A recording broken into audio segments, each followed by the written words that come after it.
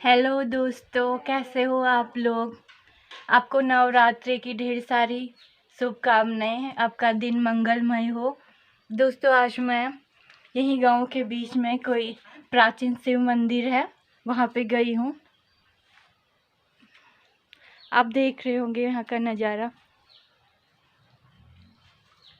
बहुत प्राचीन शिव मंदिर है।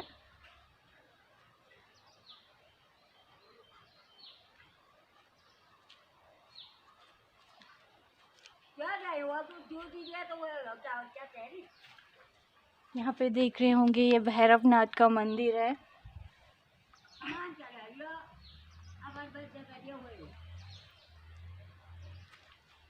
गांव के बीचों बीच यह मंदिर है और ऐसी मान्यता है कि इस मंदिर में जो भी इच्छा मांगो, जो भी मनोकामना मांगो, वो पूरी होती। कोई भी इच्छा हो वो पूरी होती है, चाहे थोड़ा टाइम लगता है, पर वो इच्छा पूरी होती ज़रूर है।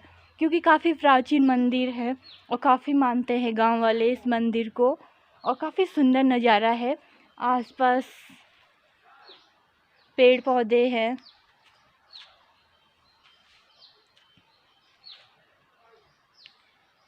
इसके चारों ओर पेड़ पौधे हैं और गांव के बीचों बीच ये मंदिर है। यहाँ पे देख रहे होंगे, ये समाधि है किसी की।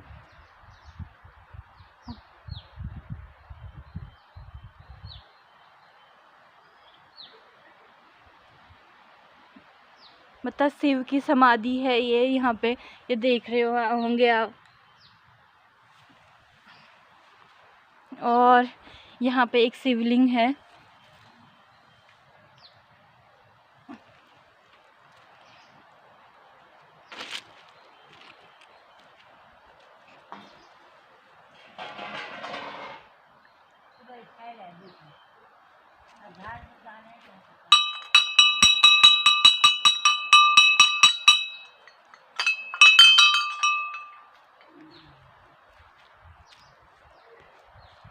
दोस्तों, इस मंदिर की सबसे बड़ी खासियत ये है कि यहाँ पे जो शिवलिंग है, ये देख रहे होंगे आप लोग,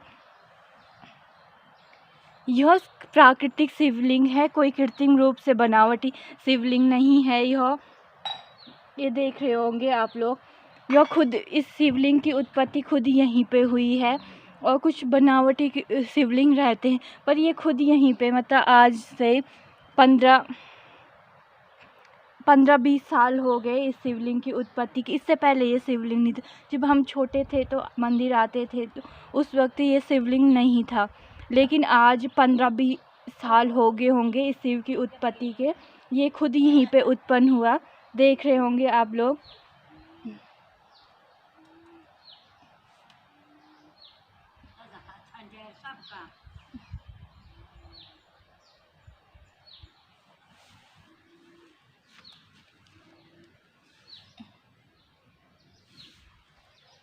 यहीं पे इसकी उत्पत्ति, ये चमत्कार से कम नहीं है। क्योंकि जहाँ पे देवी देवताओं की भूमि होती है, जहाँ पे देवी देवताओं का वास होता है, वहाँ पे चमत्कार से अलावा कोई होते रहते हैं वहाँ पे चमत्कार। तो ये भी है, कोई चमत्कार से कम नहीं है। आप देख रहे होंगे 15-20 साल पहले इसकी उत्पत्ति हुई यहाँ पे।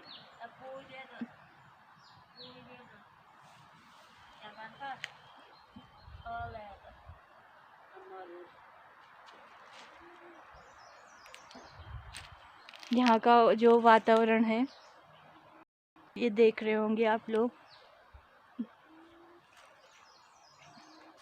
काफ़ी सुंदर वातावरण है। ये रहा मुख्य शिव मंदिर।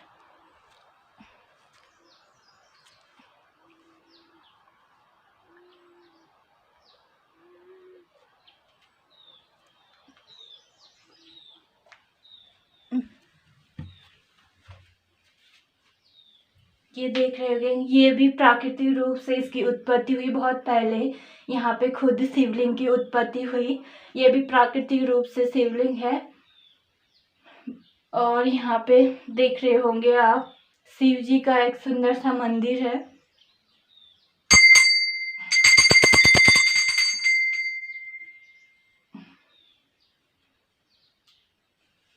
और ये रहा महादेव की मूर्ति।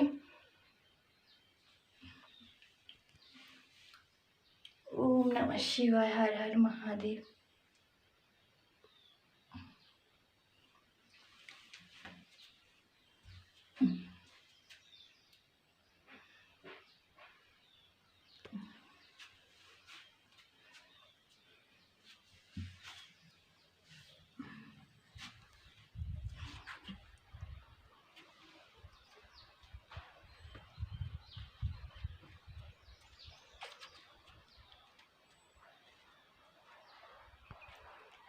और यहाँ पे भी एक छोटा सा मंदिर है।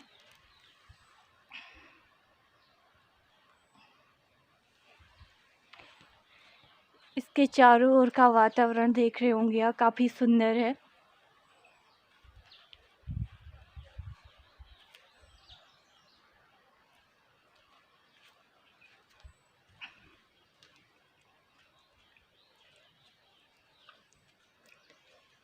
दोस्तों, कुछ भाग्य रहता, कुछ भगवान का आशीर्वाद रहता, कुछ कर्म होते। और पूजा करना भी, भगवान को मानना और पूजा करना भी एक तरह से कर्म ही है। अधिकांश लोग ये कहते हैं कि मतलब उसका भाग्य ठीक नहीं है। मैं बहुत लोगों को, मुझे भी कहते हैं कि उसका भाग्य अच्छा नहीं है। मैं ये कहती हूँ कि भाग्य अच्छा नहीं है, लेकिन जो लोग दूसरों को ऐसा कहते उनके तो कर्म अच्छे नहीं है। किसी ने मुझे भी कहा था, तो मेरे तो भाग्य अच्छा नहीं है, तुम्हारे तो कर्म अच्छे नहीं हैं, कर्मों को सुधारो और भाग्य खुद सुधर जाता। 20% भाग्य रहता है, जैसे कि शादी का भी भाग्य रहता है और मृत्यु का भाग्य रहता है, किस्मत भाग्य पे ये 3 है। और संतान, ये सब भाग्य वो है कि किसकी किस्मत में कितना है। लेकिन 20% भाग्य हो गया, 10% हो गया भगवान का आशीर्वाद, तो वो भी एक कर्म है। अगर हम पूजा कर रहे भगवान को तो कुछ न कुछ फल देगा। 10% हो गया और 70% मैं बोल सकती हूँ कर्म है, वो कैसे भी हो।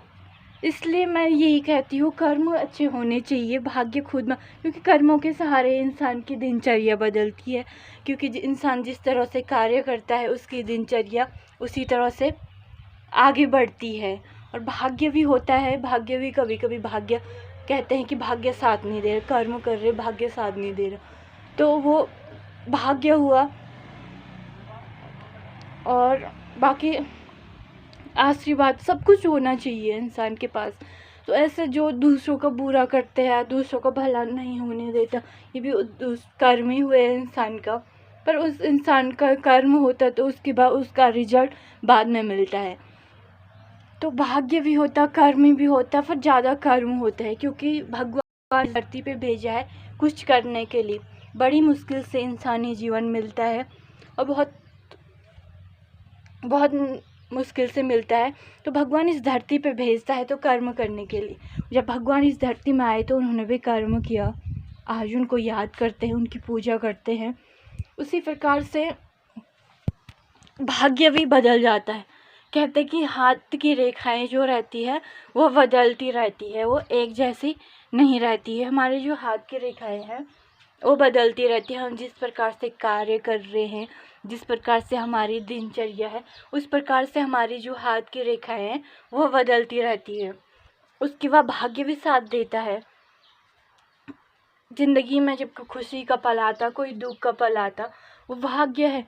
बाकी कर्म भी है, जिस प्रकार से कार्य कर रहे हो उसी प्रकार का रिजल्ट मिल रहा है। कोई दूसरों का बुरा करता है, झूठ बोलता है, दूसरों का भला नहीं होने देता है, इतना अत्याचार करता है, इतना, वो उसका कर्म है। तो उसका भाग्य भी दुर्भाग्य में बदल जाता है। इस तरह से दूसरों पे अत्याचार कर, दूसरों की बदनामी करना, दूसरों के बारे में झूठ बोलना, दूसरों पे अत्याचार करना, चोरी, दिन भर काम रहता, गप्पे मारना, चुगली करना, तो वो कर्म है, वो भी कर्म है उसका। उससे हमारा जो भाग्य है, अच्छा भाग्य भी दुर्भाग्य में बदल जाता। इसलिए ऐसे चक्करों में ना पड़े और अच्छा कार्य करे, दूसरों का भला करे, दूसरों के लिए अच्छा बोले।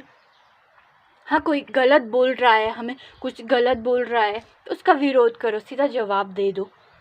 क्यों आज़ाद है, हम आज़ाद देश में हैं, कोई क्यों सही दूसरों की गुलामी, कोई दूसरा हमें आके बिना गलती के कुछ भी गलत बोल दे तो हम क्यों सहे उसका अत्याचार क्यों सहे। तो जवाब दे देना चाहिए। बाकी जो अच्छा बोलता है तो उसके साथ अच्छा बोलिए, और जहाँ पर अच्छा कार्य करने का मौका मिलता है तो अच्छा कार्य किए, उससे भी कर्म में सुधार होता। और पूजा पाठ करना भी एक कर्म है, उससे भी हमारा भाग्य बदलता है।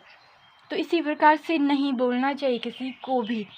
हर कोई इस धरती में भगवान ने भेजा है और भगवान के प्रिय है, तो कभी किसी को बोलना नहीं चाहिए कि तुम्हारा भाग्य खराब है, उसका भाग्य। ऐसा कुछ नहीं है। जो बोलता है ना तो वही खुद भुगत, वो भी उसका कर्म है। दूसरों को ऐसे बोलना भी एक कर्म होता है। हाँ, कोई गलत बोल रहा है, हमें फालतू से हमारी बातें कर रहा है, चुगली कर रहा, हमारे बारे में झूठ बोल रहा, जहाँ देखो हमसे अजीब जैसे बर्ताव, तो उसको मुंह तोड़ जवाब भी देना चाहिए, क्योंकि चुप नहीं रहना चाहिए। चुप्पी का मतलब बहुत बेकार होता है, इसलिए जवाब देना चाहिए, उसका रिजल्ट चाहे कुछ भी निकले। शिव कहते हैं कि इस कलयुग में जो भी बच्चा, जो भी व्यक्ति मेरी पूजा करेगा या किसी भी देवी देवताओं की मात्र हाथ जोड़ने से ही उसको फल मिल जाए। क्योंकि कलयुग में ऐसी चीज़ों पे कुछ लोग विश्वास करते, कुछ लोग विश्वास नहीं करते हैं। 50% विश्वास करते हैं, तो कुछ अंधविश्वास मानते हैं भगवान को, कुछ करते हैं विश्वास, कुछ नहीं करते। तो कलयुग में कहते हैं कि कलयुग में मात्र हाथ जोड़ने से ही, मंदिर के दर्शन करने से या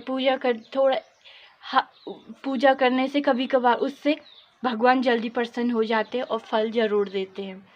तो करना चाहिए कभी कभी भगवान को याद।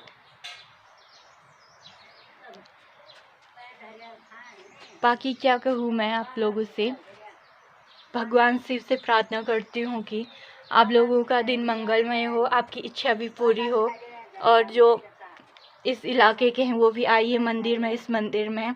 बस विश्वास से कहती हूँ कि आप लोगों की इच्छा भी पूरी होगी।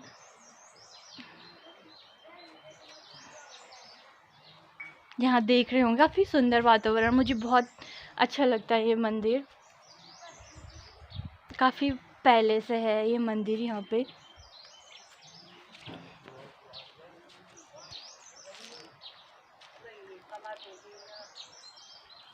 मुझे भी जब मैं व्रत था मेरा से सोमवार का, तो मुझे भी यहाँ पे आभास हुआ कि ऐसा लगा कि जैसे कि यहाँ पे खुद साक्षात शिव भोले बाबा निवास करते हो, आभास हुआ। तो कुछ लोगों ने ऐसे हुआ, तो यहाँ पे मुझे अनुभूति हुई, दिव्य अनुभूति की। तो उस वक्त कहा कि महादेव ने स्वयं मुझे आभास हुआ कि तुम्हारी जीत निश्चय है। जब तुमने कभी किसी का बुरा नहीं किया, तुम्हारा कोई बुरा नहीं कर सकता। पर ये याद रखना, तुम कभी किसी का बुरा मत करना, और हमेशा अपने नियम पे रहना, कभी किसी का बुरा मत करना। हाँ, अगर कोई तुम्हें कुछ बोल देता गलत हो, जहाँ पर तुम्हारी गलत ना, तो वहाँ पे विरोध करना, पर जीत तुम्हारी होगी। तो मुझे काफ़ी फल मिला, और जो मेरे दुश्मन थे उनको सज़ा मिली, जिन्होंने मुझे बहुत कुछ बोला, चाहे कोई मेरी फैमिली मेम्बर ही क्यों ना हो, लगा और मिलेगा भी। तो शिव ने उस वक्त सावन के महीने का टाइम दिया था। अब कोई जिसको भगवान पे विश्वास होगा वो तो मानेगा उसको। तो उस वक्त बोला था कि सावन के महीने के बाद तेरा कष्ट दूर हो। मैंने कहा क्या हमेशा मंदिर आ रही है, आभास क्यों से आभास हुआ? आभास क्यों होता है? जब सावन का महीना आया उसके बाद मेरा कष्ट दूर हुआ। उसके बाद भी मुझे कष्ट मिला, घर पे मार पीट बहुत मिला, पर जो असली कष्ट था, जो असली दुर्भाग्य, वो दूर हुआ। तो अभी भी मैं बोलती हूँ कि अच्छाई से रहना चाहिए, कभी किसी का बुरा चाह के भी बुरा नहीं करना चाहिए, कुछ कर्म अच्छे करने चाहिए, भगवान पे सब कुछ छोड़। तो भगवान एक न एक दिन तुम भला ज़रूर करता है और रास्ता ज़रूर दिखाता है। तो यह मंदिर इसलिए मुझे काफ़ी विश्वास है।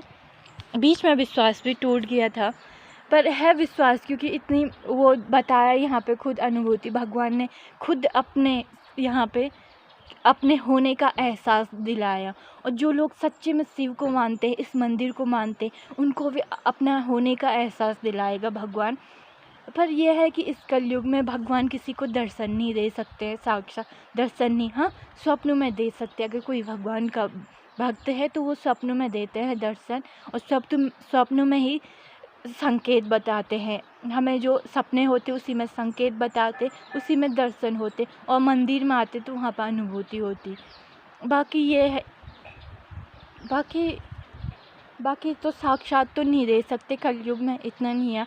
हम मृत्यु के समय भी होते हैं, मृत्यु होने के बाद साक्षात कहते हैं कि साक्षात भगवान से मिलन होता है उस वक्त, क्योंकि जो हमारी आत्मा है वो परमात्मा में विलय होती। आत्मा उस वक्त हमारे शरीर को छोड़ के परमात्मा में उसका मिलन हो जाता, तो उस वक्त होता है दर्शन।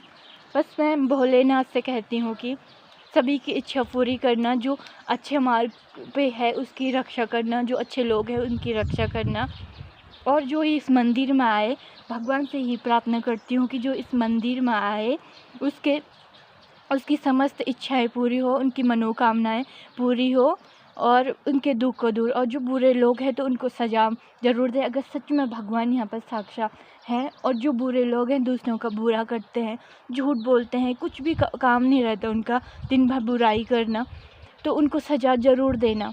और ऐसी सजा कि कोई भी उसको देखकर दूसरा बंदा भी गलत कार्य करने के बारे में 100 बार सोचे। बस भगवान आपकी इच्छा पूरी करे, आपका दिन मंगलमय हो, अच्छा करिए, अच्छा सोचिए, बस यही दुआ है। अगर आपको मेरी वीडियो पसंद आई तो लाइक एंड सब्सक्राइब करना ना भूलिए, क्योंकि कुछ नहीं जा रहा आपका, पर ये होता है कि खुशी मिलती है, बाकी कुछ नहीं है। सब्सक्राइब कर दो या लाइक कर दो, होता कुछ नहीं है, बस खुशी मिलती ये है कि हम जो बोल रहे हैं वो काफ़ी लोगों को पसंद आ रहा है, और जो हमारी मेहनत है वो सफल हो रही, बाकी ऐसा तो कुछ नहीं है।